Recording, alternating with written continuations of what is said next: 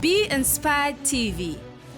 Everything in life can be taught, and it's possible that you can be at the level you aspire to be in life. Join your host, Pastors Lenmo and Nancy Tarengwa, as they take us through inspired life success tips. Welcome again to our program, Be Inspired, where we share with you some powerful insights that set up the greater impact and effectiveness in whatever you do.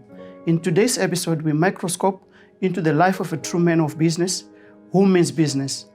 He is a multi-award-winning entrepreneur who boasts all over the decade of business experience, having worked across many notable brands across Africa, majoring in marketing, strategy, and branding. He is also listed as Forbes, one of the top African entrepreneurs under the age of 30, and is none other than Mr Eugene Peters. Welcome to the program. Thank you, Pastor Lenny, for having me. How are you? I'm all right. Okay, how is the industry so far? The industry is teaching us very well, and we're looking forward for more challenges. We thank God. Okay, I've got a few questions that I would want to run through with you, and I believe that somebody listening might also be impacted to be a better person in life as you are. And my first question to you is, we celebrate the stellar achievements today, but it all started somewhere. Being a young entrepreneur, being a young person, aspiring something in life. Can you tell us your journey, how you started and what inspired you to walk this journey of business? Thank you. My journey started a little over 10 years ago. I think I was 21 at that time, a young person who had no really much dreams to become bigger or to become something in life. I was trying to find my footing in this thing that we call life. But fortunately, if you look at in the Bible, in Exodus 4 verse 2, God asks Moses to say, what do you have in your hand? That was the question that came to me in terms of what do I have in my hand? But I looked in my hands and I could see nothing. Wow. So as any other person. But one thing is not something that you're holding physically. It's a gift that you're given by God. Every person was given something, a talent that will make them become something great in life. So to me, I quickly realized my talent, which was more into media, branding, and advertising. I'm an artist by nature. So I harnessed that talent to make sure that I become something that is greater than what I am today. And looking at that, the quest of ambition and financial freedom was one of the most things that catapulted me to move into my journey into that. Wow. Well, as you can hear, going through your empire, your enterprise, I understand most of our people or our generation, especially youth, they always aspire to start businesses, and the greatest challenge they have is capital. So in your line of business, how you started and to be where you are today, how did you come up with the capital to finance whatever you're doing now? Okay. When it comes to capital, I think there are a lot of definitions that can define capital. To me, I was one of those people that look at saying, look, I need money, financial capital to start a business. But as you know, in Zimbabwe, it's not very easy to get somebody to invest in an idea or to invest in a business. But I quickly realized there's something that is called relationship capital, which is one of the most important things that I think is very easy to tap as young people. Do you know somebody, and do you know somebody that can connect you to the next person that you want to sell something to? I think that's one of the things that I quickly realized and took advantage of that. And the next thing, the financial capital will come as you raise through relationships, because you need somebody to open a door for you. So to me, I invested a lot of time to try to look at how best can I know somebody that they can refer me to another person, and that quickly grow my business into something that it is now today. Yeah. I pray and I hope you're being inspired. This information that we are getting from the captains of the industry is hard to come by these days. And a lot of people are just seated there at home, nowhere to look at, nowhere to just cry to. But at this program, we're going to be trying to give you all the information that you might need for you to make it in life. I've got a captain in the house, as young as he is. He is in the Forbes magazine as one of the youngest entrepreneurs to emerge from Zimbabwe below the age of 30. And it's a privilege to have you, Mr. Peters. I've got a question again that is to do with you being young, leading such an empire. I understand under you there are older people that works with you. How do you relate now, being a young boss with older people that are reporting to you? How do you balance that relationship? How do you treat or how do you manage to harness all those people under you? Okay. When it comes to issues of leadership, I think leadership is not about age. Leadership is about how are you able to execute what you are saying? Are you able to show a team a vision? Are you able to show a team where to lead where they go? Naturally, people toe into line if they see somebody's got that ability to inspire, because leadership is about inspiring other people to do greater than they are. Yes, you face challenges whereby you have people who try to question because they are saying, look, we are younger, you're like my son or you're like my grandson. How can you tell us these things? But obviously to those people, they come along, but you need to prove them wrong. So in my career, I faced those challenges, but I managed to go over those challenges through issues of how I would conduct myself. Because leadership, and it's all about maturity, what you do with power. But if you've got power and you start to disseminate power in the wrong way, people will say exactly that what you are saying, that this is a young person, cannot lead such an organization. So today, I think young people are now woke. They're able to see other young people doing great things. In the world all over, we know that the top billionaires in the world are young people. Young people that have proven themselves that we can still do the same thing and we can still grow and become something greater.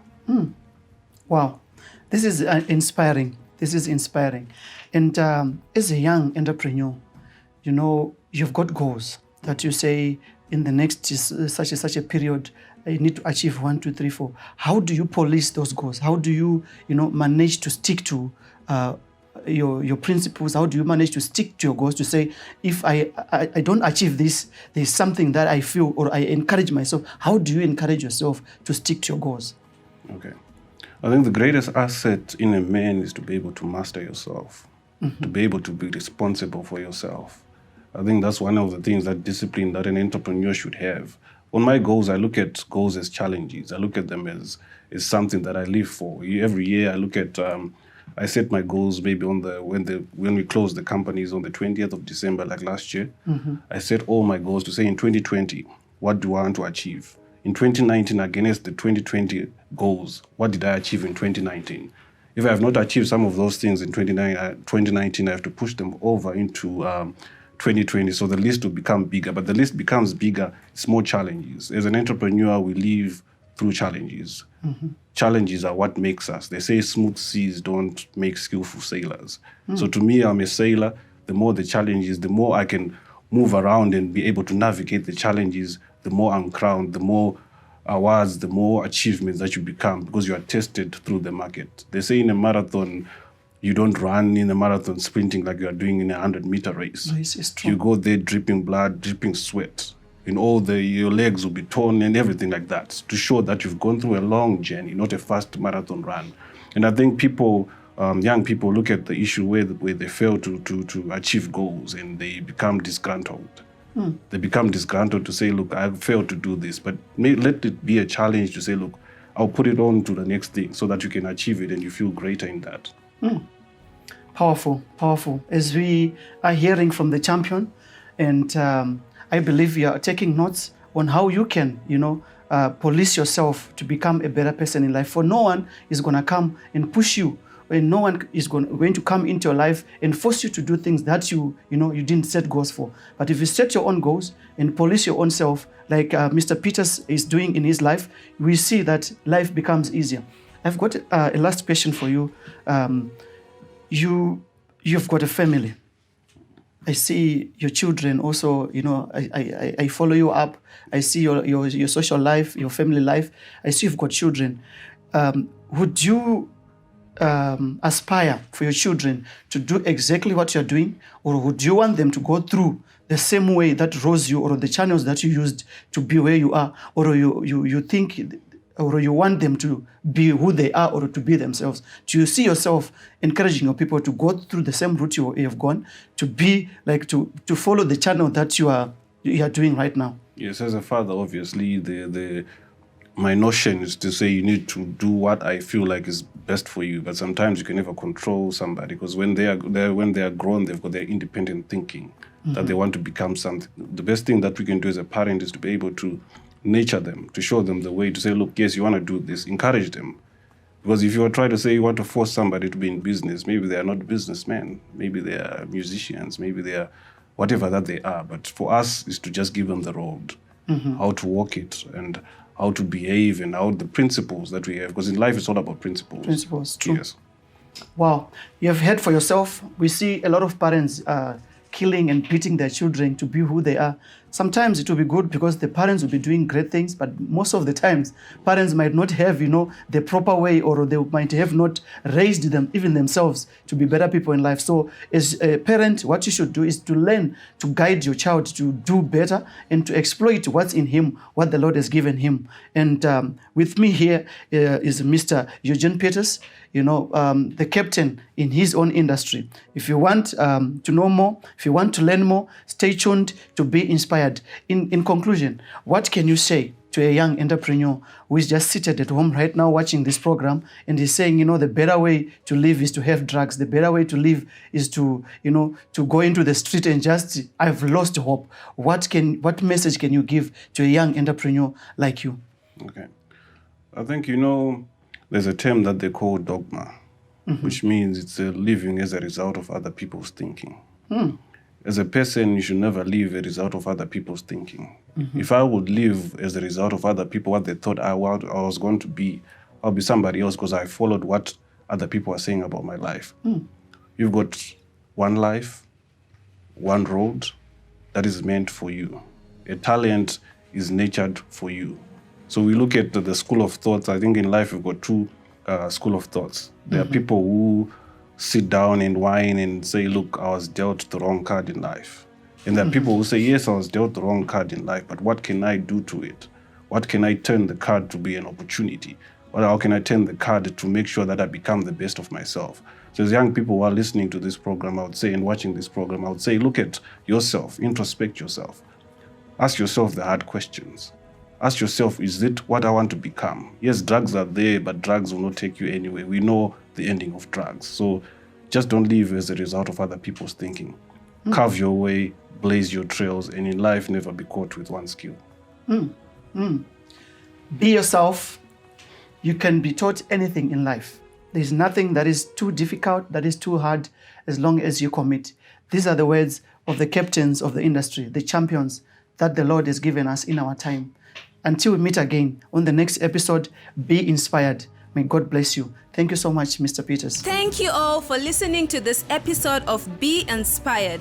I hope you have been inspired by today's program, and I also hope you will put to act and practice everything that we have discussed today. Let's meet again next time as Pastor Lenny gives us more success tips. The Lord expects us to be creative, innovative, and empowering. To achieve this, join Pastor Lenny on the next episode of Be Inspired as he gives us some more life success tips.